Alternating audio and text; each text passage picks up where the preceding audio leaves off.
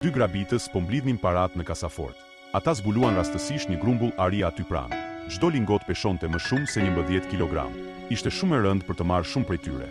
Por ata nuk kishin ndërmend ta linin atë ar të ikte. Prandaj vendosën të merrnin 1 milion në para të gatshme dhe të blinin pajisje. Pak më vonë, burri u kthye me pajisjet e reja deri në bodrumin e kasafortës. Ai ndezi një hedhës flakësh duke drejtuar nga ari, e bombardoi me nxehtësi pa pushim. Pllaka prej qeliku, me trashësi disa metra, u shkri shpejt. Ari, i ekspozuar në 3000 gradë Celsius, u lëngëzua me njëherë. Ari i shkrirë nisi të rrithte përmes vrimës. Pastaj ra në ujë poshtë. Duke u ftohur, ari i shkrirë u ngurtësua sërish në lingota. Bashkëpunëtori i tij e mori me njëherë ari në ujë për ta futur në çantën e tyre të shpinës. Por diçka shkoi keq.